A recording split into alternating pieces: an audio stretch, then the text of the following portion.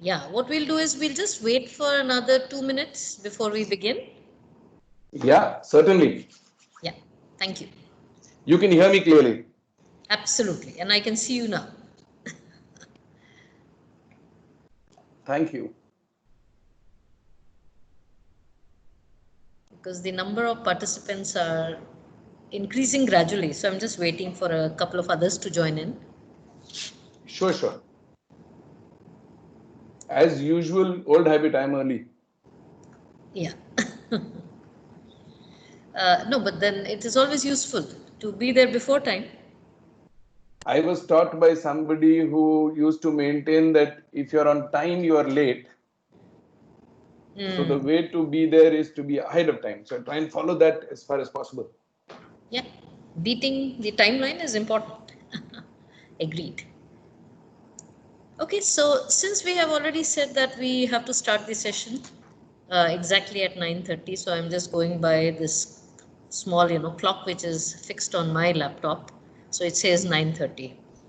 So I would like to begin by wishing good morning to all the participants.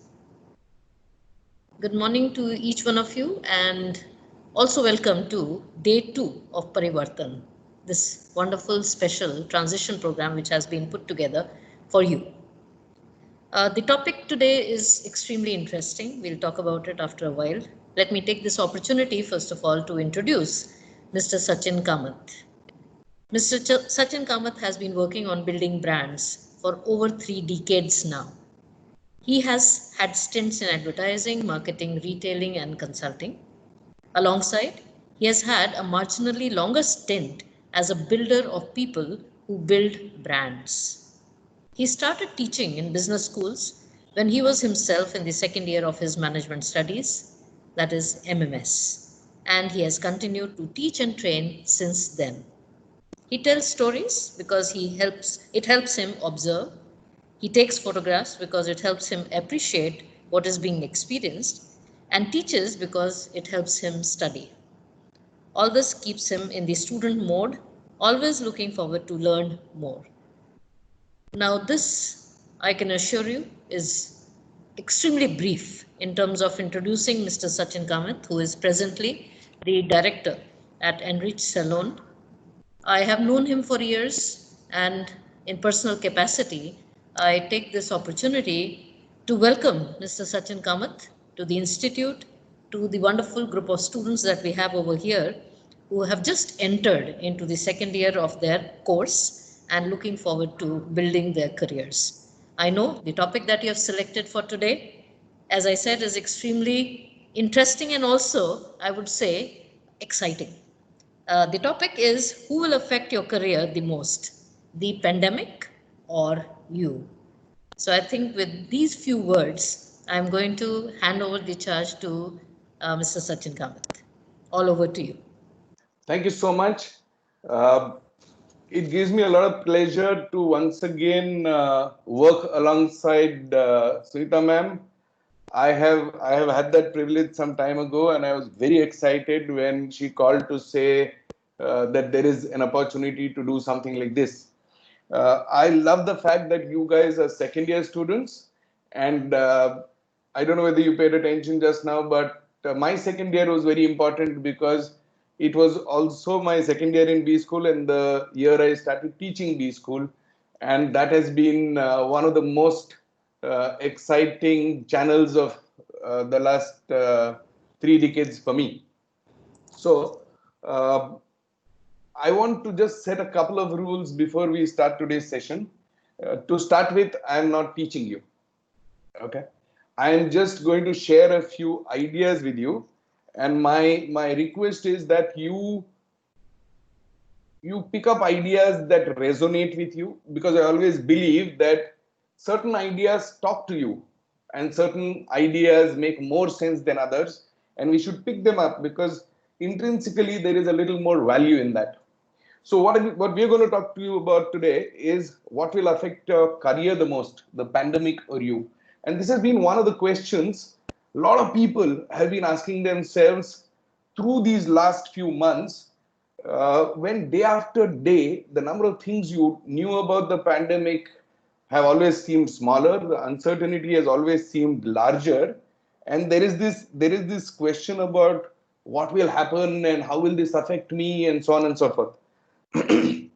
So I'm going to tell you a few, I'm going to share a few points of view and let's take it from there. What I will try and do is to see whether whatever I want to say up front, I'll try and say it as soon as I can. And after that, we will leave it open for questions. For me, the most important part of a session is the discussion that follows. So I'm going to request you guys to keep a pen and paper at your side, note down the questions you have, because after that, bulk of the learning is going to happen when we toss ideas here and there. So let's get going. Okay, so what you're seeing is a picture of a roller coaster, and I'm sure some of y'all have been in a roller coaster, some of y'all have at least known what it is. So imagine that you're on a roller coaster, it's a time when it is plummeting down from the highest point.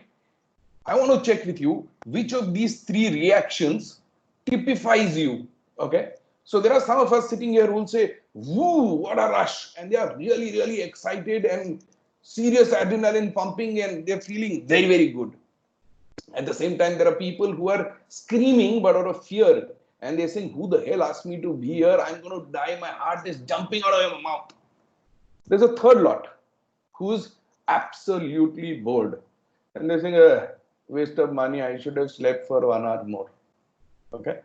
Question is, three reactions, same situation. Okay. So the point I'm trying to make is that in any situation, how you feel is a choice that you are making. Right. So every situation need not have the same impact on you. The same thing will happen to multiple people, but different people will take out different things from it. And that is how our script changes for each one of us. So eventually, if you say that how you feel or what you do is a choice, then one of the things that all of us are always trying to do is trying to figure out how to make better choices. Okay.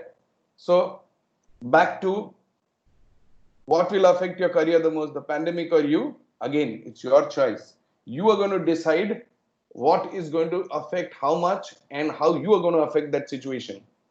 Let me tell you a story. There were two salesmen in two markets of the same company. So because it was the same company, it had same products, same prices, and same offers. Okay. So imagine this was company A. There were two managers who were managing two different states. And they had the same product portfolio and price portfolio and offer portfolio to work with. One of the managers said, he was very happy and enthusiastic. He said, I'm so lucky in my market. Everyone loves shoes here. He set records. He won awards and bonuses. At the same time, there was another manager in another region who said, he was very sad and laid back. And he said, I'm so unlucky. You know, most folks in my market, they don't even wear shoes here. How is one supposed to do anything here? So he hardly managed to eke out a living and he probably made minimum wage that the company offered. Both of them were in the annual performance appraisal and this is what each of them said. So the reporting manager said, I'll tell you what, let's do something. Let us try and switch territories. So if one guy thinks that this is a great territory and you think you are unlucky, let me switch your territories and let's see what happens. And take guesses. The same trend continued. So even after the first manager went to the so-called bad territory and the second manager went to the so-called good territory, the same trend continued. Now what happened? The first one said, hey, I am lucky. No one here wore shoes. So 100% of the market was available to me and I'm going to really set records here. And the second one said, my bad luck continues, man. Everyone in this market has 4 damn pair of shoes. Why the hell do you think they'll buy another pair of shoes? So, quick question. Now, there are two salesmen, two markets, same product, same prices, same offers. One guy who felt he was lucky and that was his mindset. The second one was sad and laid back, and he chose to see the other side. They switched territories, the same train continued. The first one says, I'm lucky, continue to be. And the second one says, my bad luck followed me here also. So everything else is same. What was the difference between the two? The difference, very clearly, everything else being the same, is what is the mindset that you are carrying in any situation. Let me tell you another interesting example, this time because it is monsoon. And it was drizzling in the morning out of my study window, but right now it is stopped for a while. But this is how it's been for the last few days. So I thought, let me take this example.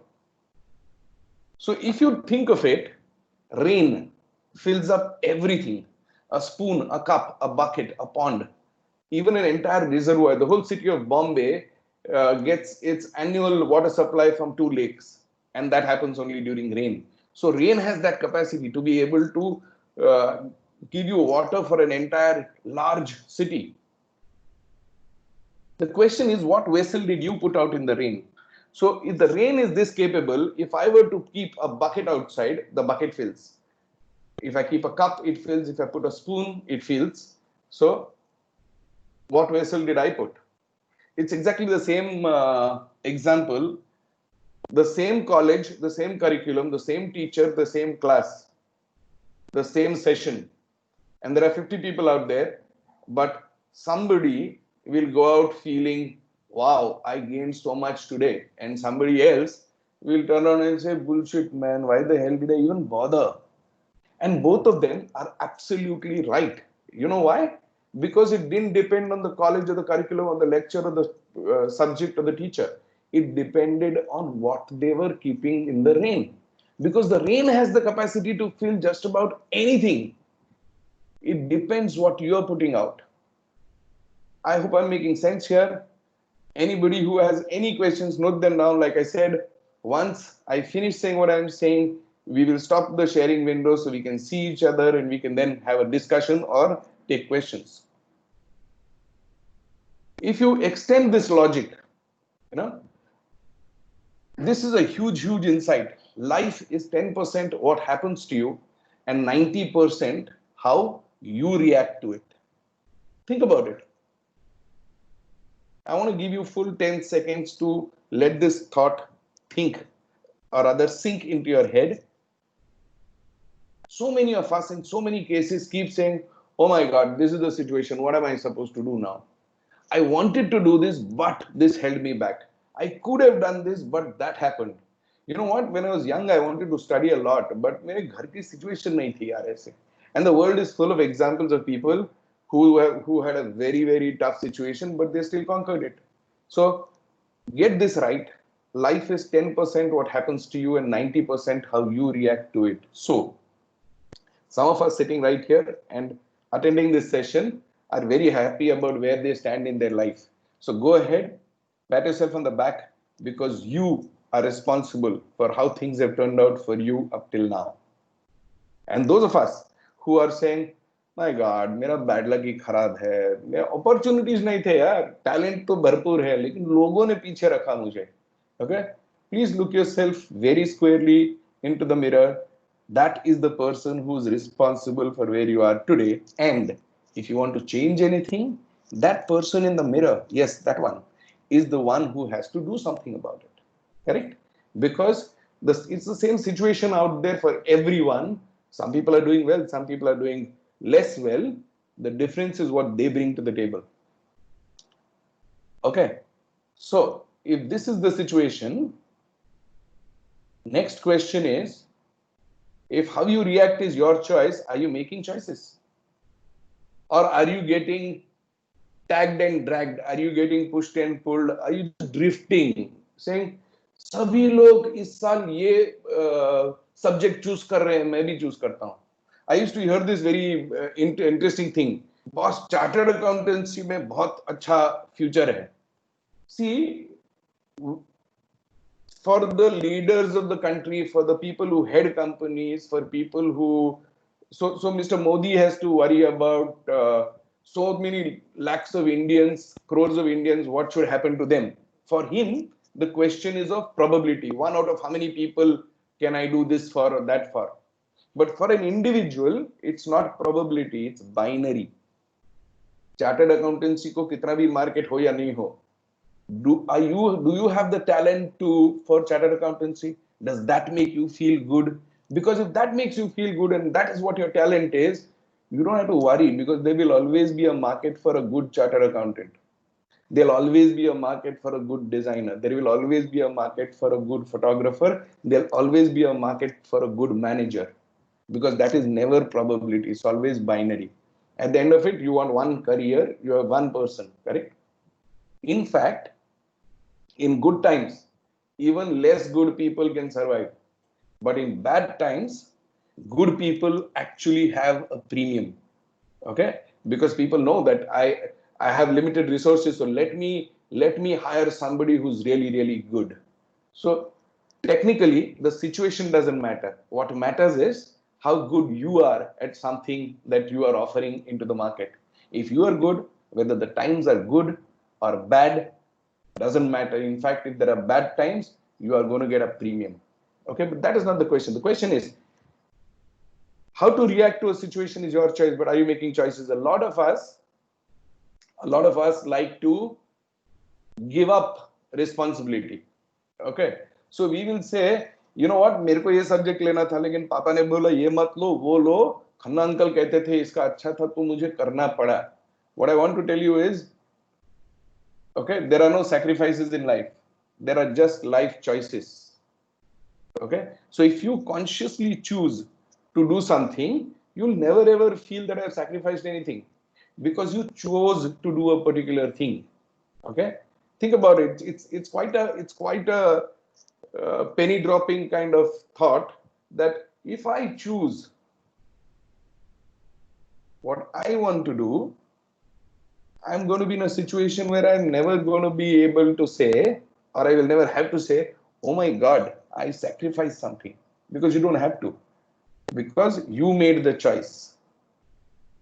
Okay, now even if I make a conscious choice, some people will say, if I make a choice that I want to do this, despite everybody else telling me that it's not a great idea, I feel even more pressure. Oh my God. Therefore, it's better that I do what other people tell me. Okay, so at least if it goes wrong, nobody will tell me, look, I told you so. I will tell them, देखा तुमने जो बोला था वो किया, देखो क्या हो गया. My question is, that is giving up control, but does that make sense?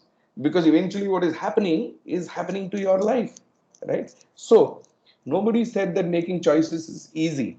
Okay, nobody said that if you make choices you're not going to feel pressure. But the good part is, and this is breaking news, I like to put it that way because this is a little counterintuitive to what we usually think. Making choices does not reduce pressure, but it makes you more willing to deal with it. You know why? Because when your conscious mind and subconscious mind combine and you're trying to do something which was your choice, there is so much more willingness to do it, which is why something that is a little more difficult does not seem difficult, because you chose to do that. Therefore, it's not that making conscious choices means there won't be pressure. There will be pressure, but you'll feel less of it because there is more willingness from your side to be able to do that. Versus, if you are doing something that you didn't want to, then you are going to get pulled and dragged and you're going to be defensive and you're going to say, find 1,000 excuses, right? So is it a good idea, therefore, not to make choices just to avoid owning the consequences? I don't think so, because eventually it is your career and your life that we are talking about. So I'd rather make my choices and face the consequences, because the consequences, if I make my choices and I diligently try to reach them, are only going to be good. And if they're not, so what? I will change tack and still go ahead and follow my vision. Now, next question. Once you're trying to make choices, you will also make mistakes, because good judgment comes from experience, and a lot of that experience comes from having made bad judgments. So just because you are now going to make choices does not mean you won't make mistakes. Of course you will. Okay, but the idea is that you try fast, learn fast, if required fail fast, and move on. So it's a great idea to make conscious choices, because it makes you more willing to do that. but I want you to know that you will make mistakes, and making mistakes is actually not bad at all. We put a label to it which is negative, but it's not that. The earlier you start making choices, the earlier you will make mistakes when the stakes are lesser. But let me tell you, the human being is the most resilient, the most adaptable. So you have, all of us have an awesome learning curve. So the earlier you make your own choices, you will make mistakes, but you learn from them at a faster rate. So when the stakes get bigger, you will have a more better judgment. So judgment will only come from experience, and experience will come from bad judgments. But the earlier you start, the better you will be at it. This is again one of those slightly counterintuitive things that you should think about. And finally, if I have to go through this choice thing, I want you to think about one more thing, which is the ability to change your mind is a superpower. And I'll tell you why I say that. We have, all of us have something called a commitment bias. Okay. In fact, a lot of us must be liking or must be avid fans of Salman Khan. And I remember one of his dialogues which said, "एक बार मैंने commitment कर दी, फिर तो मैं खुद की भी नहीं सुनता." Okay, as a dialogue, awesome. But remember that the ability to change your mind is a superpower. A lot of us make a choice, and then we have data which tells us that that is a bad choice, but we still stick to it thinking कि if I मैंने choose किया था, अब मैं कैसे छोड़ूं, मैं क्या करूं, लोग क्या कहेंगे. No, there is another interesting saying which says jago tab savera. So be very clear, don't go about thinking what will happen, what will the people say, the same people when I insisted that I want to do this. You have to look at them in the face and say, that seemed like a great idea then, but right now the situation is different, I have different data points, and therefore my decision is different. So in various things, the ability to change your mind is a superpower, because it also means that you intrinsically have to develop an open mind. An open mind is like a door with very, very interesting and flexible hinges, because it can then allow for new ideas to enter. And an open mind, and someday maybe we can do something on open mind, but open mind is a very, very interesting concept. The more open minded you are, the more adaptable you can become. Okay. I also want to talk to you about something called good stress and bad stress. Okay. Because these days a lot of people are talking about, oh my God, there is so much stress. एक दिन में इतना, in these last 4 months, there are so many new things that we never did before. There are so many things that challenged us. There are so many times we had to think differently. So I keep hearing this word stress a lot in every format. But I just want to tell you that stress, again, the word stress, all of us see it as negative. But stress is of two kinds. There is good stress and there is bad stress. Incidentally, it is referred to as eustress and distress. And it is so interesting, right? How many people who are sitting here and attending this session now must have seen the word or got introduced to the word eustress the first time, never knew it existed. Yes, distress we know. We've heard about it in 1,000 different ways. Okay? But I want you to know that there is good stress and bad stress, and not all stress is bad. For example, stretch goals are a great example of eustress. Okay, even when a small kid is learning to walk, what you keep doing is trying to hold their hands and walk 2 steps ahead. So whenever they think they reached, you take 1 step back. That's an example of a stretch goal. And every stretch goal gives you a reason to get motivated and go ahead. Maybe a good word for eustress is also motivation, right? So there is a kind of stress which is very good, which incidentally motivates you to do better. So that is the kind of, again, when you see a situation, you can choose whether to get eustressed by it or distressed by it. That's another choice that you're making. Think about it. Okay. There's another interesting concept that I want to share with you, and it's called never waste a crisis. It's a fascinating perspective on crisis because, again, crisis is something all of us see as negative. For example, who had seen this pandemic coming? None of us were prepared for it. And every day we are learning newer things and finding out newer things, and it every day there are new things that you have to wrap your head against and see. But think of this perspective. It says never waste a crisis. Sit and make a list of things that you got an opportunity to do which you thought you could never do before. So in a crisis, in this crisis, a lot of companies had heard the concept of work from home, but everybody thought, I want to see my employees in front of my nose and they should work there. That is when I'll know that they are working. In a city like Bombay, people are spending 1, 2, 3, 4 hours commuting. 83% of the stress in this city comes from commute. Yet, lakhs and lakhs of people come to Bombay every day, take that stress because they think they want to work, and people say, work right in front of my nose. This crisis forced companies to appreciate work from home. Okay. A lot of people are scared of technology. They knew e-learning is such an awesome thing because take the company that Sunita ma'am was referring, Enrich, which is the summer chain that I consult for also. Everybody knew e-learning is such an awesome thing, but you said, okay, but if I'm teaching stylists and beauticians, it's a skill. You need to do it with your hands. Abhi e-learning mein kya ho payega? So you had batches of 10 and you had more trainers because for every batch of 10 you need a trainer. But with e-learning, we've now in the lockdown taught beauticians how to do threading in a new way. We've done for about 2,150 people, we've done on an average 35 hours of e-learning every month. And they've got certifications.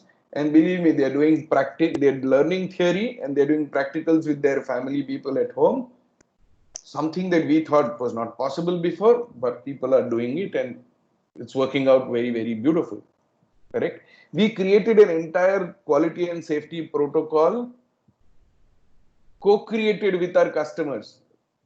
We sent a survey out, got more than 15,000 responses from customers saying, what are you thinking about grooming right now? What are your worries? Will you come back to a salon? How soon?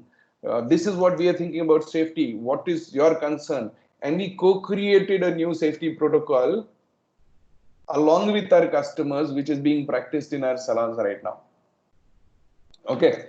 As pandemic lockdown became 1 to 2 to 3 to 4, we first told people, don't cut your hair at home. You can't use the kitchen scissor. You'll hurt yourself. You'll look more messy than before.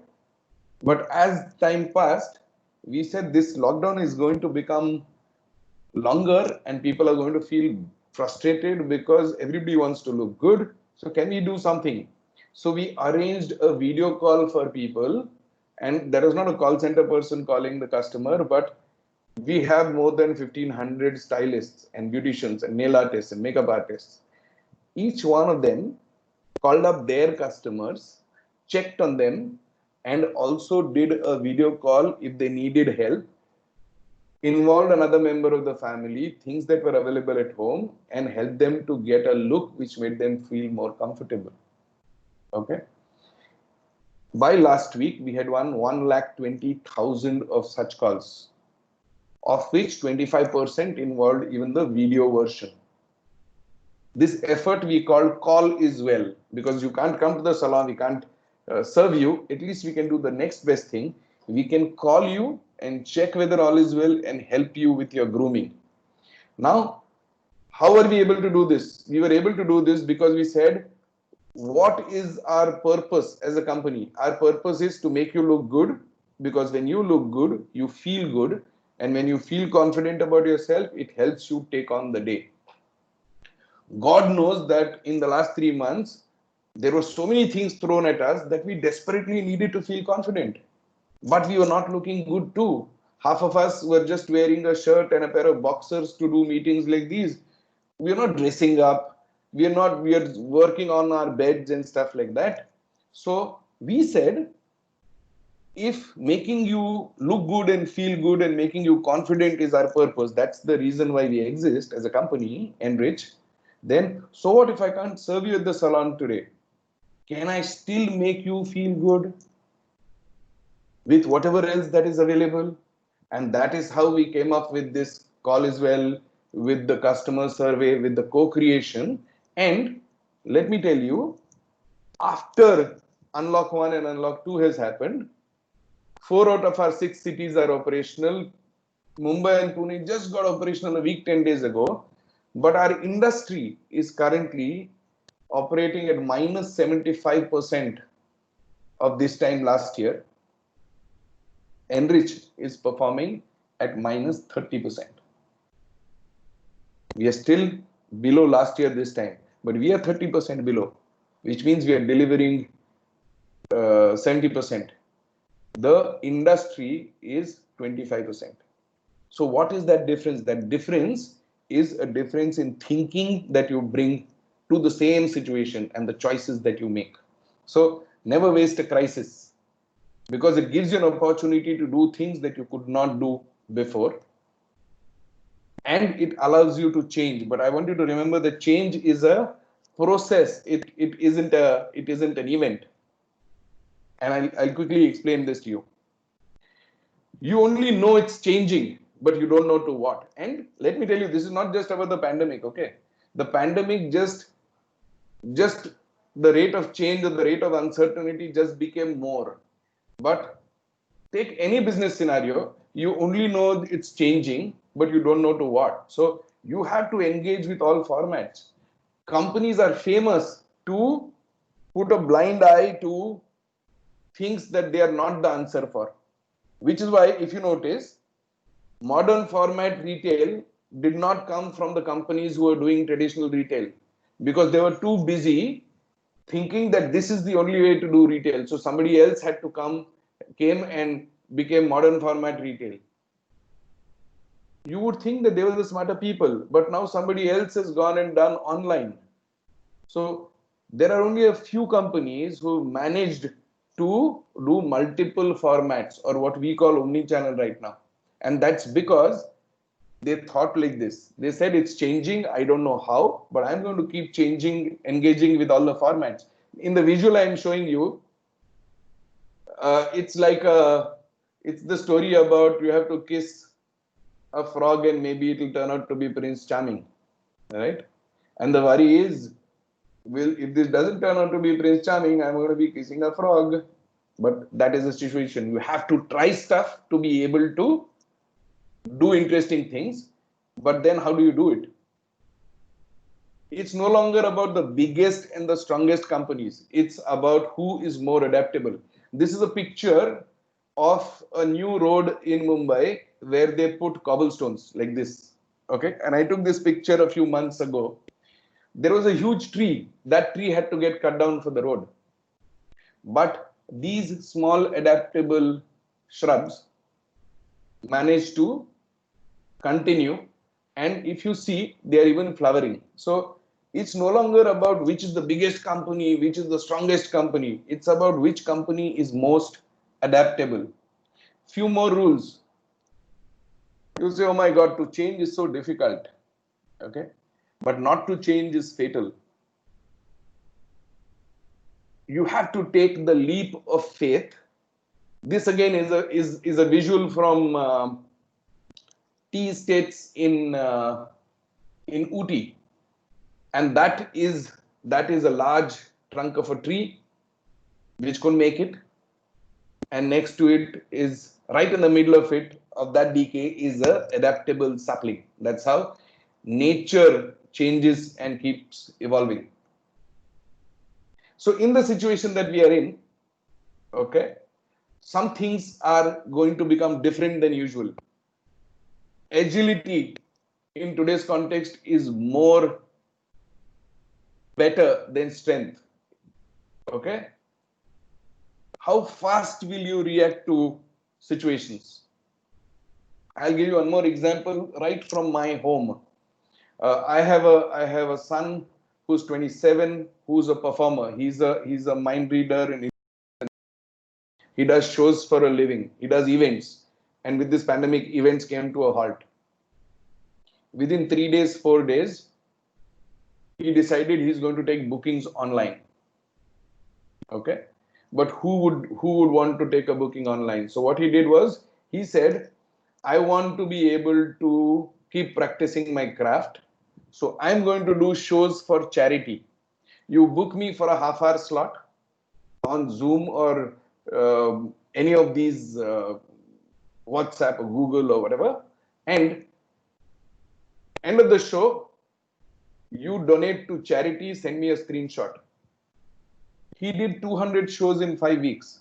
He did shows for 4 different continents and 3 cities and in countries in one day. Okay, and managed to collect money to feed some 450 migrant families for 1 week each. That's agility. Okay, to think that even if there is a tiny way in which I can do something, let me start. The road will show itself. We'll try and figure out how to do and get going there. You have to find what is it that you do which can give you some sort of an unfair advantage among all the skill sets that you have. I'll give you an example. Walt Disney. Walt Disney started with a theme park, okay? But every few years, it started getting into something adjacent to it, started something in a related area. And over a period of time, if you see today, Walt Disney is into theme parks, it's into resorts, into retail, merchandising, movies, mobile, cable. And how did they do that? They kept on reinventing themselves. They didn't wait for any environmental situation or any political situation to push them to change. They kept thinking, what else can I do in a nearby area where I can get an unfair advantage? I'm going to give you examples here. Okay. Currently, there are hotels that offer day rates for work from home for people who don't want to get cooped up at home. Restaurants have, sorry for the typo, restaurants turned into grocery service. I'll give you food, but I'll also give you provisions if you want. Retailers started doing deliveries at the corner of your street so you could go pick it up. Commercial airlines said, before, if airlines are not allowed, let me start transporting stuff that people need. So I'll convert myself into a cargo flight. Fitness companies said, gyms are shut, we don't know when it will open, let's start doing workouts online. There are companies who got self-driving cars to make food deliveries because that is the ultimate contactless way of doing it. Restaurants in 5-star hotels, you will find them on Swiggy right now. And grocery stores became delivery points. 5-star hotels like the Taj, they said, we are going to become all the frontline medical doctors who work at Kasturba and someplace else. You can come and rest during your off days. You come and rest here. We'll take care of you. So many people in this pandemic wrap their head around it and figure out what is it that I can do in this situation. Is there a pivot I can do? Is there an adjacent business that I can get into? So even for us, you can identify what is your adjacent skill or what is your interest or what is your hobby that you can try and monetize. Because one way to look at it is that the gig economy is over. The other way of looking at it is it's only the gig economy right now. Okay, so just to continue with that example, okay, because it's not close to home, it is at home. So my son now is done.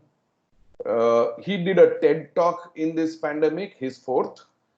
He took on InstaLive and FB of brands and performed for them. He's done birthday parties for people, 1,300 employees of a company, 5 p.m. entertainment show, and so on and so forth, and even done workshops to teach people magic. Now, you're just trying to find out what all can I do with all the skills that I have. Can I earn money for charity and make my name? Can I create goodwill? Can I use this time to learn something new? I'm telling you, in my company, we've done more e-learning in these 3 months than we normally do in 2 years put together. So each one of our stylists have now got certified international courses. It makes them, yeah, they're sitting at home, they're earning lesser money, but it's making them feel more qualified for the future, right? Now, there are different ways that you can figure out how you want to deal with it. So you can identify what is your adjacent skill.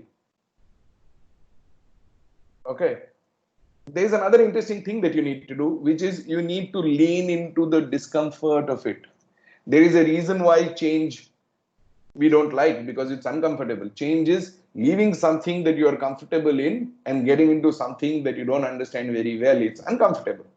But if you practice it, okay, I'm sure a lot of you have seen this visual, but this is a visual installation in a mall somewhere, I think in the Middle East, Dubai, if I'm not wrong, if I remember taking it, yeah. And this, I like this visual because this is a point where the diver has dived off and he's still not hit the water. It is the most uncomfortable moment if you think of it in that dive. But if you learn to do it, okay, you will start getting used to the discomfort of it, and then it's no longer uncomfortable. Finding a way to do things you thought you could not do before. The more you challenge yourself, the more you also teach yourself to keep an open mind.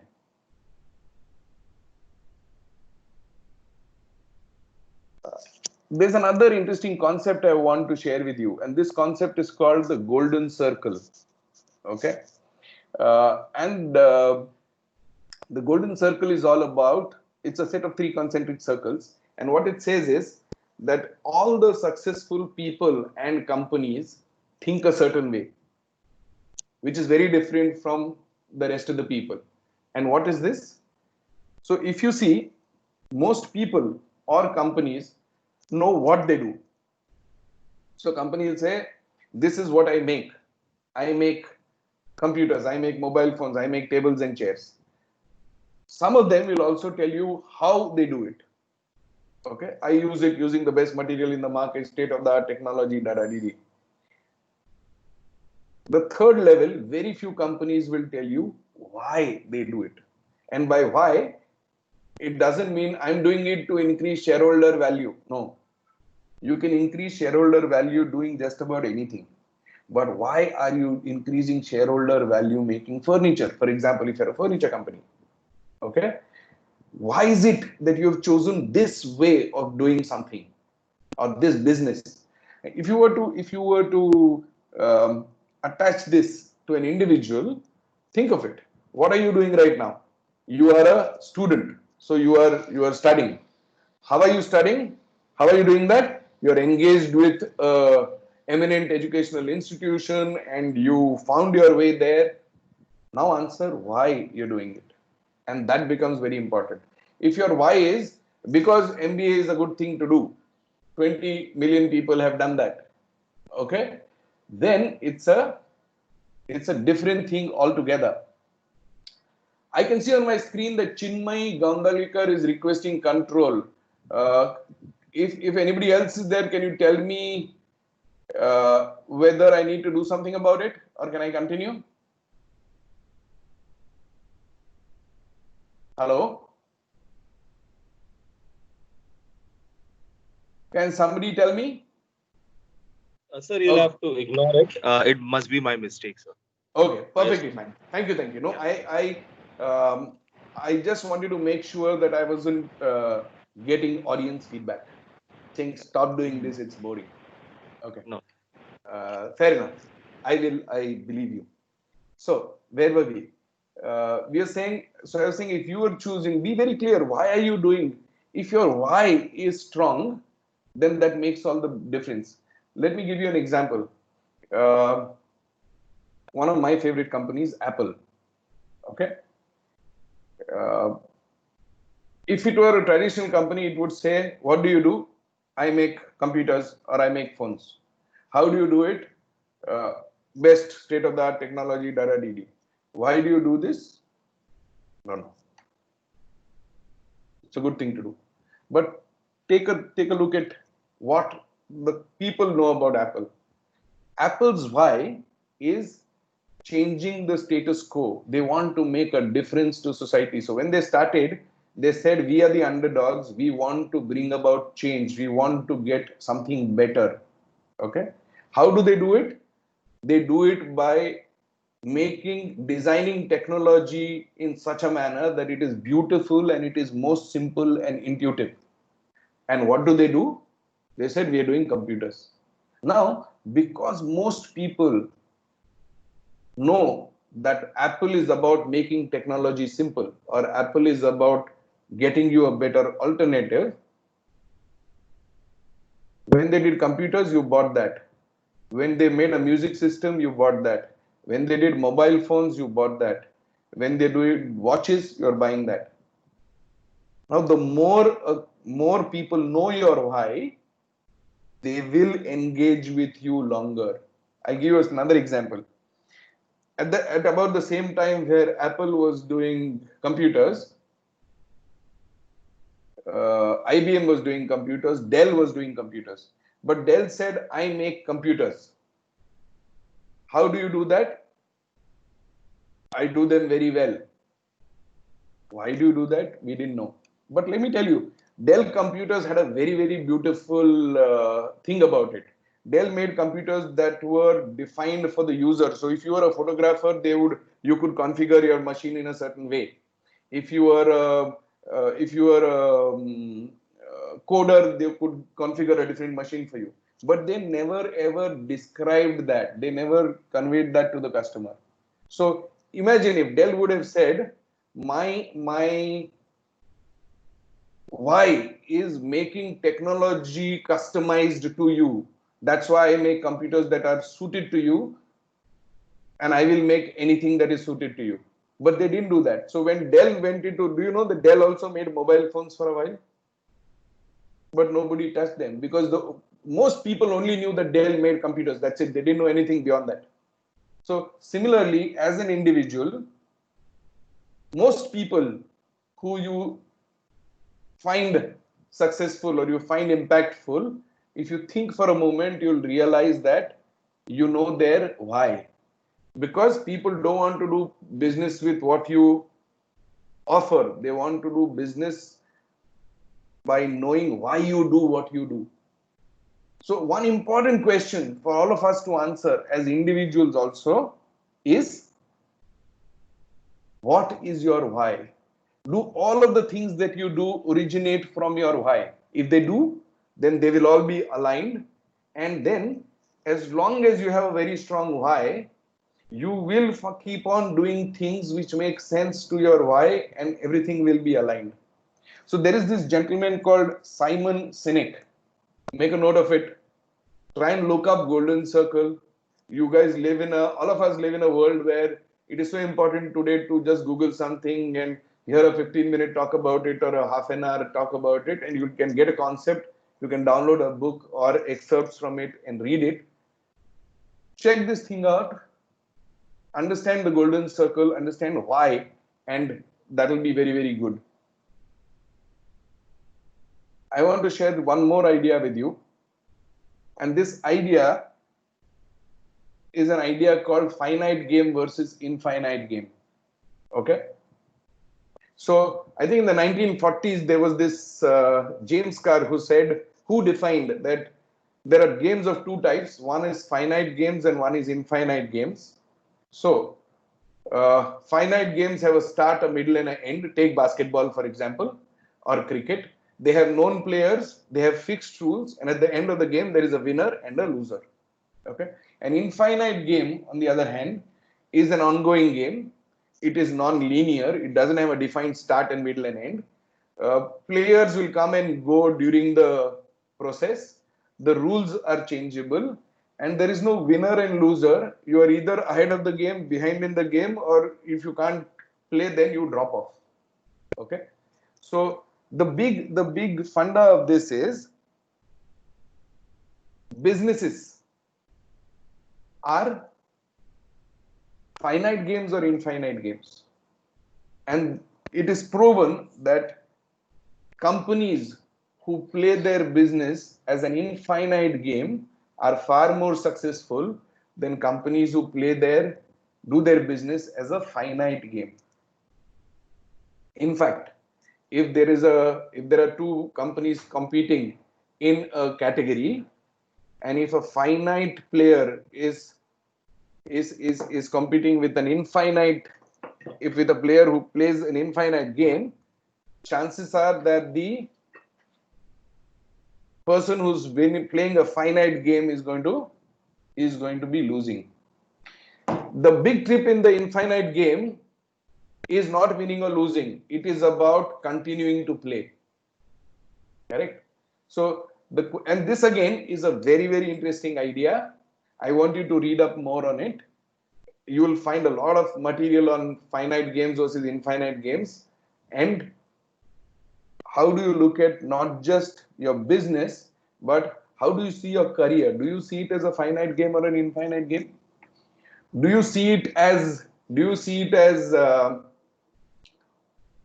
I have got to start with a degree, get a good job, and then I want to maximize these many years? Or do you see your career as an infinite game, that you have a why, a very strong why, you have a purpose, and then you say, I'm going to do things which are aligned with my purpose, because the rules of this game, who knew there was a pandemic coming? Who knows when is the next economic crisis coming, or which economy is booming or on the wane? Rather than look at it that way, if you were to do a little bit of introspection and figure out, what is my talent, what is my skill, what am I good at, what am I interested in, then you can decide that your career is going to be an infinite game using your skill set, your talent, and your focus. And then you can focus, like this thing said, even if the rules are changing, even if there are players which are new or old, you will continue, because your trip is to keep the ball and play and to keep the game extended. And if you focus on doing that, also finite game and infinite game, in the infinite game, ego has a lesser space, because it's not about winning or losing. Okay, it is about continuing to play. Those of you who do sport, okay, who are into distance running or even running, you will realize that initially it might be difficult. You will feel like quitting, but once you get into the groove, all you're trying to do is to keep at it.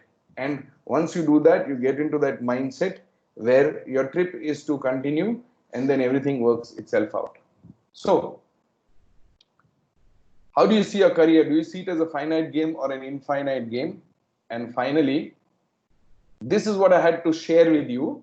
Like I said, I'm not here to teach you. I'm here to give you a set of interesting ideas, which I find interesting, and to check with you which of those resonate with you, which of those do you agree with or disagree with, and is there anything that you heard here in the 50-55 minutes that we've been on, which you think can be an interesting takeaway for you, which you can then work with or do something interesting with. So what I'm going to do is I'm now going to stop sharing, okay, and I'm going to request all of you to switch on your videos so that I can see you. and I'm going to ask you guys to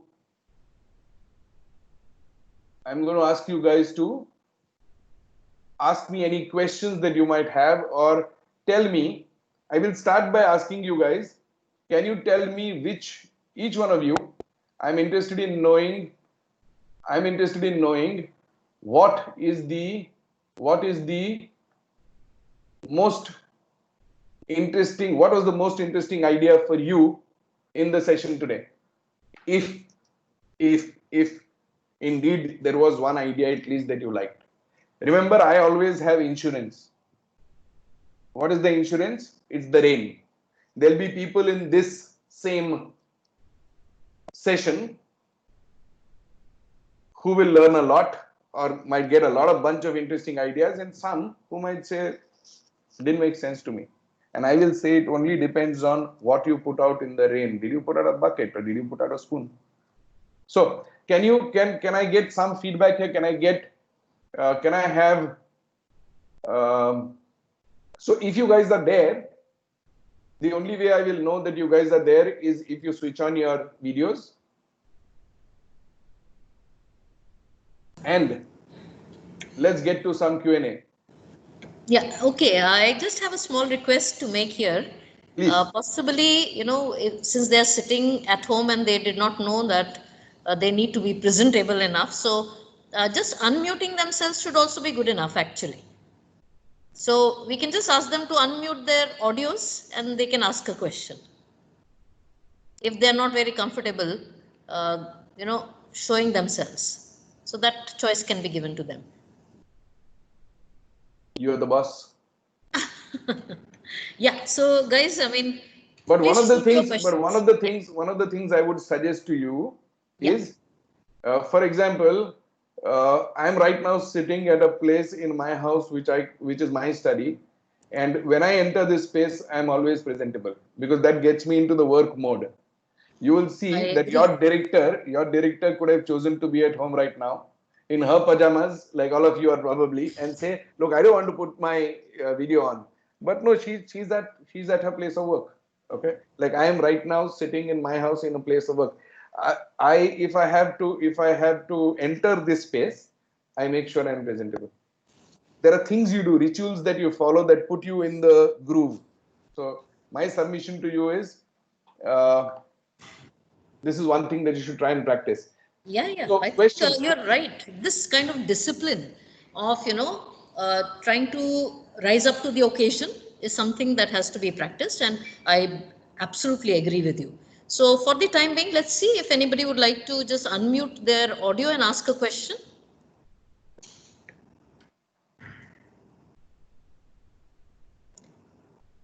There was one thought which I just read in the chat box, and that was given by Nehal. So Nehal, can I invite you to just share your thought? Good morning. Yeah. For some reason, I'm not being able to see the chat, but that's fine. I'm happy to hear it. Bolo. Yeah. Good morning, sir. Good morning. Okay, so first of all, I'd like to introduce myself. That my name is Nehal Panchal, and I'm from PGDM course. Okay. So one of the thought that I had shared in the chat box is that it was not my question, but this crisis was one of the opportunity for me and my family, and this was like a great opportunity for me and my dad that we invented one product, and which was not the existing in this market, and we had researched on it, and we were succeed in this plan, and recently we have started a new startup thing, and I totally agree with your thought, and today's content which you shared with us was really very, like, I can understand, and that is what I had experienced in this pandemic situation. And sir, one of the feedback for one of the topic was finite games versus infinite games. So I would like to add only one point, if you allow me, in the Sure. infinite games. So is that there are many entry gates for innovative thoughts in infinite games. Yeah, sure. I agree with you that the whole concept of the infinite game is that rules are ever changing. Yeah, Like you absolutely. tomorrow Yeah. you can't go to an IPL game and say that अभी 12 ball का over होगा, right? Because उसके rules हैं. But Yeah, exactly. in business there are so many people everybody who was making garments now, Yeah. because shops are shut, they started making PPE kits. Yes, yes, exactly. Anybody who had a machine and labor started to make things which were required. We Yeah. know alcohol companies started making sanitizers. Car companies started making ventilators, Yes. right? So it is a Yes, question of looking at what is your skill set and what is an adjacent thing that you can get into. exactly, sir. Thanks, Nehal. Thank you. Thank you so much, sir. I am trying to figure out if the rest of you are to my mind, having any question is a good thing, and having no questions either means that you didn't agree with anything or you thought कि छोड़ना यार क्या फर्क पड़ता है. Both of which are a little scary. So I would request you to, if you don't have questions, great. What I want to know from you is, of all the various ideas that we discussed, I want each one of you to tell me to think about just one that you thought was interesting and that you thought you could do something with. And start you can just unmute and tell me about it. To my mind, the discussion that follows a session is the one where there is a lot of exchange, and that becomes very fruitful for everyone. So I would request you guys to think about, like I said, what is the one idea in our discussion that made a lot of sense to you, that you think is interesting, and why? Hello, sir. Simran Agnihotri here from MMSA. Yes, Simran. First of all, it was a really interesting session. And one thing that you said, which I could completely resonate with, was, while it's raining, the vessel that you put out is much more important. You could put a bucket outside. You could have a cup outside. It all depends on you and your choices. And And you know also, what? You know what? In the yeah. infinite game, nobody is going to tell you कि तुम सही हो या गलत हो. आप class में हो तब तक लोग बोलेंगे कि तुम पढ़ाई नहीं करोगे तो मार्क नहीं मिलेंगे. But once you get out, if you want to while Yes. away your time, while away, that's yours. Nobody can do. So it's very important Right. what you do with what you have. Thanks. I like the fact that Right. idea resonated with you. I want to know, what are you going So to do with I it? also have a question. Please. Yeah, please, sir. Okay. So, sir, you also said that follow your passion, follow your dreams, and then see to it that you can monetize it in some or the other manner. I have been really fortunate enough that recently I've got to know that I have a passion for something, and I've created a startup for myself with that. But I could say this, that it took me really long to know that what I'm really good at and what I really enjoy doing. How So young are you, can you Simran? please How young are you? 21?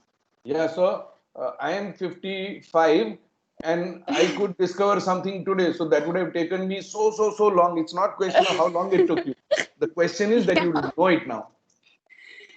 Yeah, that's good. Yeah, that's great. Actually, my question was that itself, that how can somebody really find what they are good at as early as possible? Okay, I'll tell you a very simple thing. The Yes. simple way to do that. Did you see the slide that I had where there was this girl looking at a frog in her hand? Hmm. Okay. Now, I would take you back to that. But it need not be, she was looking at the frog with a little bit of a worry, saying, oh my God, what am I supposed to do now? But for us, it's different in life, because make a list of the things that you like to do, that you're interested in. And doesn't matter how wide disparate they are. Okay. Right. Yeah. Um, and make sure you follow each one of those things. We are so supremely lucky today. We live in a world where you can do multiple things at the same time. right? Yeah.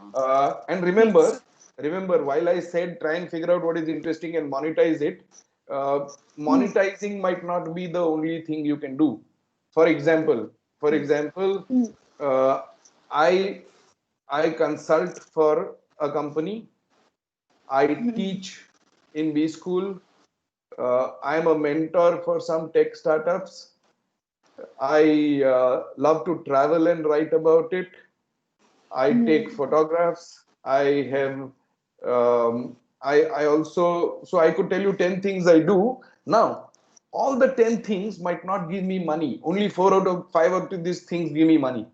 And Right. not all give me the same way. But Mm. some of them It give me, gives you happiness. some of them gives me a lot of satisfaction. Some of it might give you money tomorrow.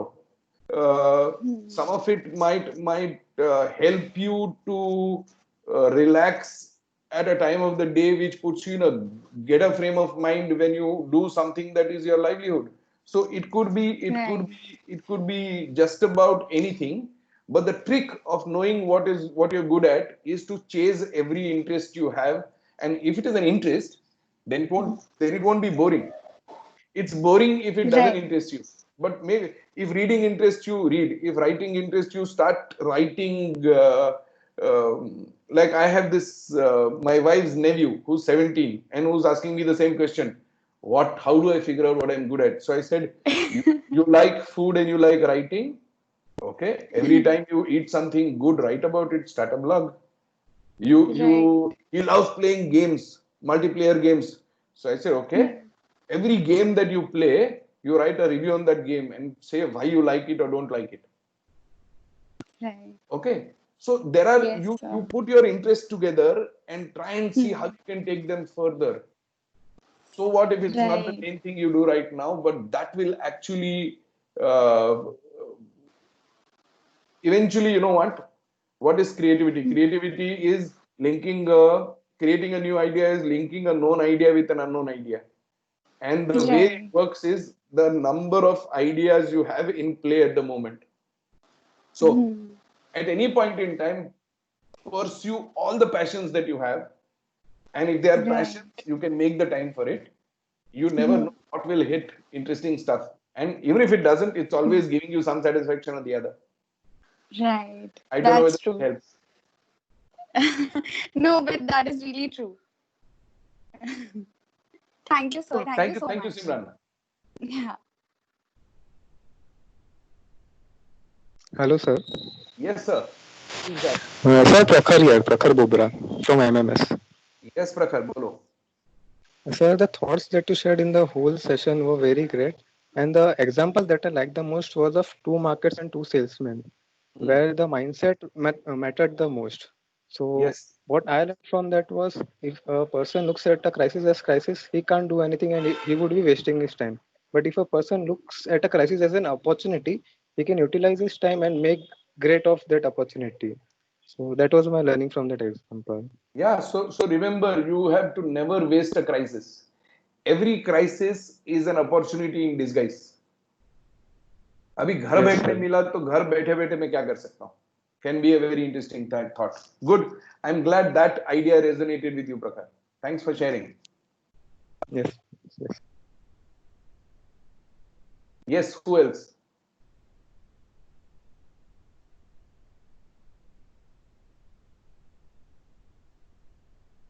Good morning, sir. My name is Sagar. I'm from MMS. Name again, please. Hello. What's My your name is name? Sagar. I'm from MMS. Sagar. Sagar. Yes, Sagar. Sagar. Yeah. Sir, yes, definitely. The session was too interesting, and one of the most interesting part was the Golden Circle by Simon Sinek, or what we can say is how, and what model. Because I personally implemented that model for the company I did my internship with. Wow. And yes, I feel that the message that we give from that model should be the core marketing message, because not many companies are implementing this model. And I also feel that this model is too important as a marketing message to reach out to the people. So, So Sagar, I want yes, to ask you a question. yes, What is your why?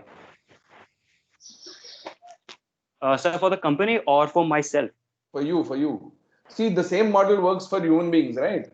So I can Yes. be, what do I do? How do I do it? And why do I do it? And the why becomes the most important. So why are you doing what Okay. you're doing at the moment? What is your purpose? What is it that you're out to do? If that is clear to us, no? So, Yes, mhm. what is your why? So, sir, my why is to help the company with whatever knowledge I have and to work collaboratively with the company to achieve the aims and objectives of that company. With what? With how will be my in what field or in what I department? just want to know. I'm very just interested in knowing why do you want to do what you want to do? In the sense that Mhm. why are you not doing anything else other than what you're doing? And remember, it's not an easy question to answer. It might take some Exactly. time, but you have to Yes. answer that question because see, every business is कोई पैसा लगा रहा है और उस पैसे से और पैसा बना रहा है, correct? But Yes. कोई बेकरी क्यों चालू कर रहा है, कोई क्यों टायर बना रहा है, कोई क्यों रेस्टोरेंट चालू कर रहा है? It's very very important. So there has to be a reason why you are doing a certain thing. Um Okay. I'm not expecting a 30-second answer, but I'm saying people spend their lifetimes not knowing their why. But like Simran said, how do I know what I'm interested in? The other way of asking that question is, what is my why? If your why becomes the earlier your why is clearer, the better it will be for you. So my Yes, only definitely, sir. request to Sagar is, please try and apply it to yourself as well. Sure, sir. Thank you so much, sir. Yes.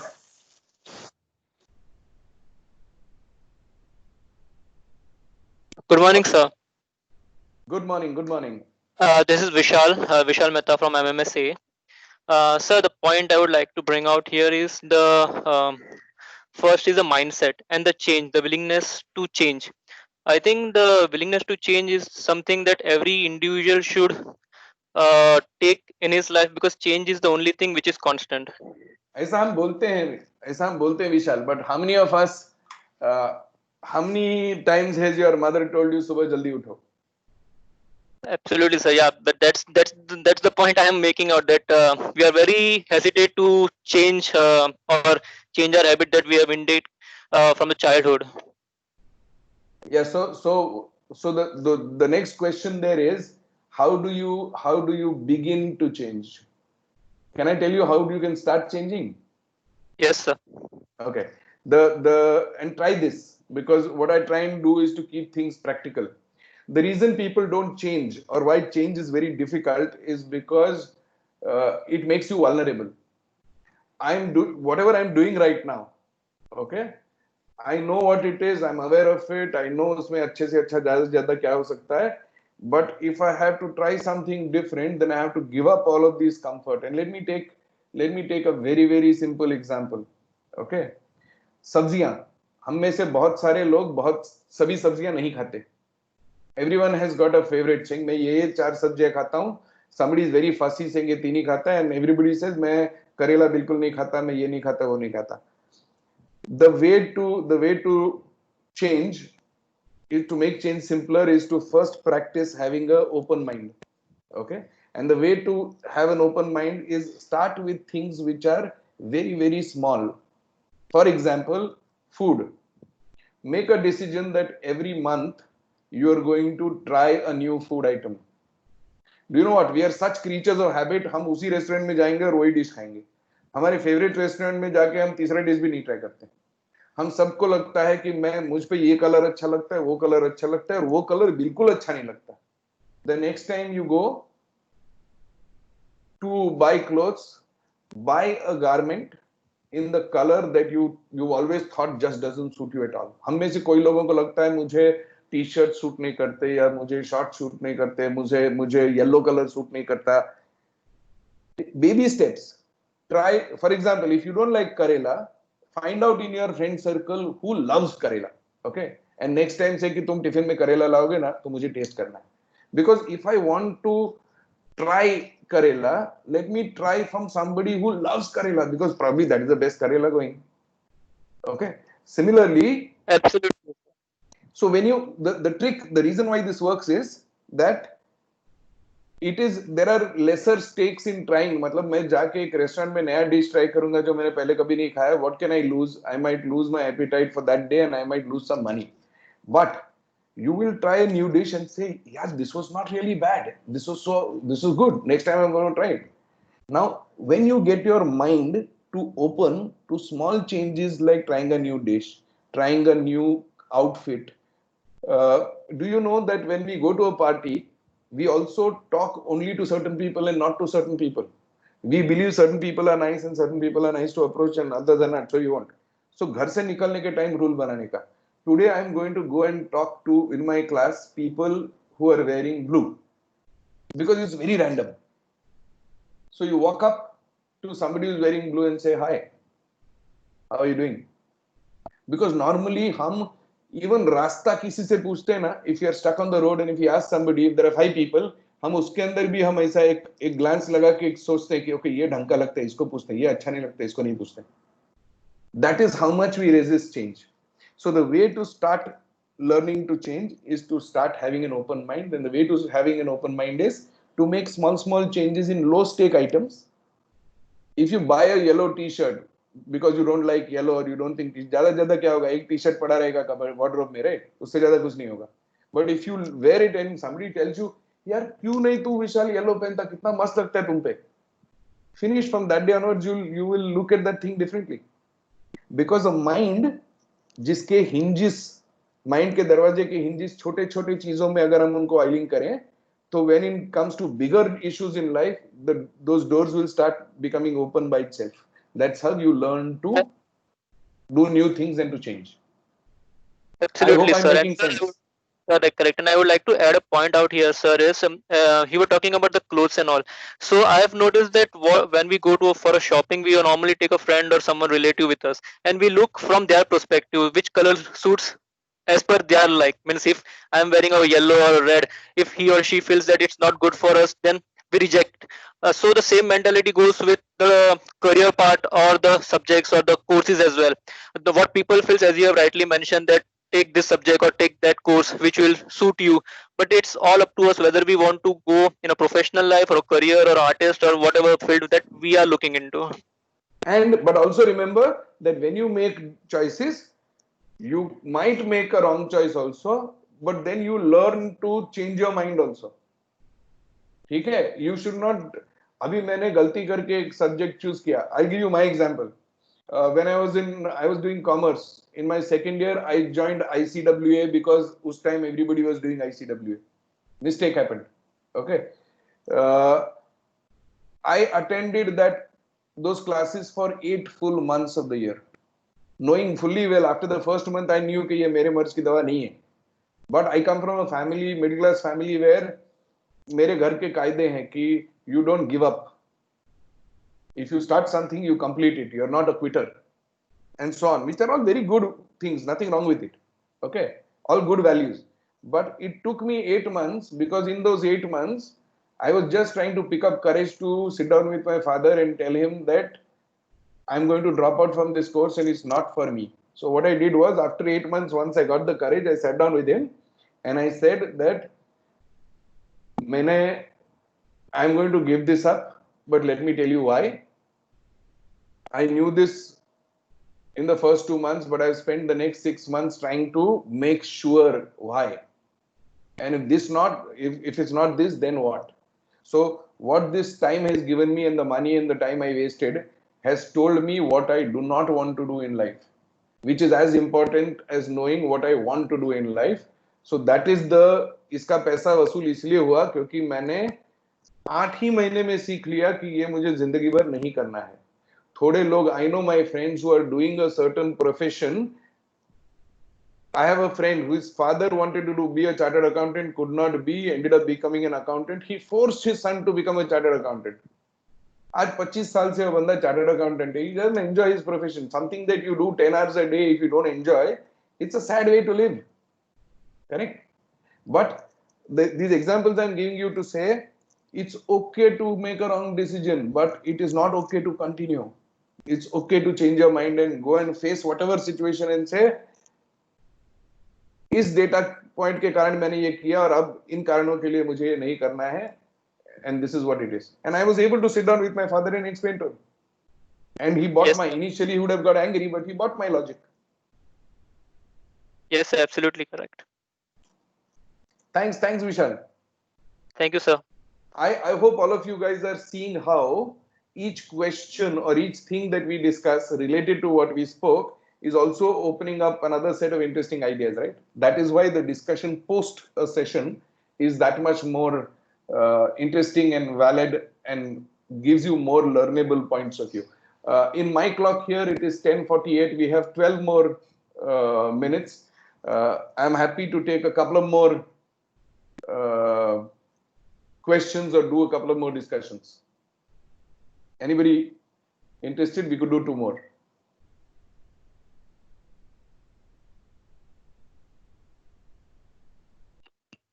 So this is Professor Manmeet Barve here. Hi, Prof. Sir, actually, this is obviously about marketing, and this is a technical question regarding that. Sir, in retailing, we focus more on location, as a topic. So we spend around 6 hours, 7 hours understanding location because it being a very important parameter. Sure. What do you see this kind of skill that we give to the students, the top 3 skills? One, my question is whether location still remains a very important aspect to look at in retailing for next 2-3 years to come. And my Yeah. second question is, how do what kind of assignments or what kind of activities can be given to students, or maybe a case study that you can suggest on omni-channel marketing, and how that can be taught in the most practical aspect possible when you are maybe teaching online. Okay. So let me somebody said the most important thing in a film is script, and I know in retail they say in physical retail they say location is your because you invest so much in that location that if you get it wrong, it's going to be very big issue. So to answer your question, location will continue to be important for the next 2-3 years. Definitely it will be, because it's not as if overnight everything is going to change everything is going to change online. There are a lot of things which are in the physical space. Okay. And you will notice that people who are only online are also trying to get a physical touch and feel place. So going forward, location will continue to be important, but it will not be the only thing that is important. I'll give you Enrichka example. We are in 86 locations in 6 cities. Okay. And we also have a little bit of a web presence, and we do at home, and we also do aftercare products. But how we have redefined our business is in 6 buckets. So we said we were always doing services and products, but now we will change the proportion. We'll want to focus more on products, because products give you a higher per square foot realization than a service. And if you combine both, then that location becomes that much more profitable. So services and products, increased proportion of product. We were offline, which is our salons, and also a little bit online.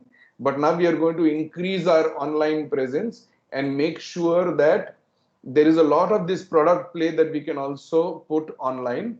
We will also try and move a lot of payments and bookings online. So just like service and product, we will also do online and offline. Next, we will do salon and at home. We would do 95% salon and 5% at home. We are going to rejig that proportion again. So we are looking at these 6 boxes and changing our proportion, our mix, to be able to do much better and take cognizance of the pandemic. So if you look at, and that's an example of one company, but you will see this omni-channel thing happening with a lot of companies. So the way we see it, somebody can go to my website and book an appointment and take it at home, or they could go to my mobile app and order a product and have it delivered at the salon, or they could book an appointment at the salon. So within these 6 things, it gives people as many options to plug and play with the aspects of the business that we are in. And I'm very certain this will be true of many companies. So your second question, which is the omni-channel cases, you will find a certain case in each and every company now, because in the last 4 months, for most companies, the biggest chief technical officer, chief technology officer was COVID-19. Yeah. The fast adoption that happened, throughout the industry. Yeah. Sir, there is a small follow-through question for this. Do we teach students here a lot of case studies on how companies progressed from 2008's crisis, and would that give a lot of learning to the students what's going to happen in 2023 or 2025 and that era to come in? Do we or this is going to be very different as far as recession is concerned? Okay. The answer is yes and no. I'll tell you why yes and no. Yes, because it will tell them how to think in a crisis. No, because you can't pick the same rules and apply them here. I'll explain this to you, giving you another example. I spent about 15 years in Ahmedabad, and in the 15 years that I spent in Ahmedabad, I experienced what I call the 5 basic elements, which means जो हम बोलते हैं ना, earth, wind, water, fire, sky. So I experienced an earthquake. Fire is riots, water is a flood, cyclone, and a plague scare. So in the time that I spent in Ahmedabad, I experienced 5 such significant crises. And when I was facing them, I didn't enjoy it too much, of course, but I realized during the pandemic that I was able to deal with this much better, because a lot of things that I learned in my experience of dealing with those 5 crises came in handy. For example, once you face an earthquake, you're forever on the fault line. Okay, so you have to be careful of a lot of things. Yet you have to keep your life going on. So you learn how to keep doing stuff while being careful. Okay, so it taught you the how to respect the forces of nature. The riots taught me a different thing altogether. The riots taught me that किसी के शक्ल सूरत से पता नहीं चलता है वो कैसा है. So if you're not careful, it can teach you that you doubt everybody. But if you're careful, it can tell you that you give everybody benefit of doubt. And you can find amazing people everywhere. Correct? So I'm saying different crises will teach you a different set of things. But the common thing to that will be that a crisis is like I pulled out some of the things here, that a crisis is, you should never waste a crisis. I can tell you wonderful things I learned from each of the 5 crises that I faced.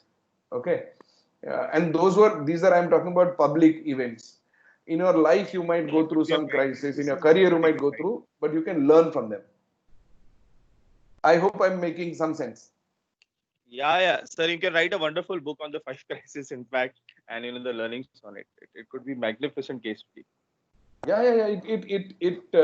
In fact, 2 institutes are at the moment writing a case study on how Enrich has dealt with this pandemic, and there is a lot of interesting value in that. So I see we are almost close to our time, and from my side, I am extremely happy to have done this. Like I said, I teach in order to study. And I started by saying, I had put this thing there saying, 2 hours of silence every day actually makes you more intelligent. And I'm just hoping that since for the last 1.5 hours, we were not doing anything silent. I hope I haven't taken away anything from your gray matter. And if at all, if it left each one of you with at least one interesting nugget of an idea that you can apply in whatever you're doing right now, I think this session for me would have been successful. I have made about 3-4 pages of notes here in the time that I spent with you guys, and hopefully that has given me something to think of. So thank you so much. Thank you so much. It was indeed a very thought-provoking session. And I must also put on record the fact that I have heard you after a long time. That made me really feel very happy. So personally, a lot of thanks to you, Sachin.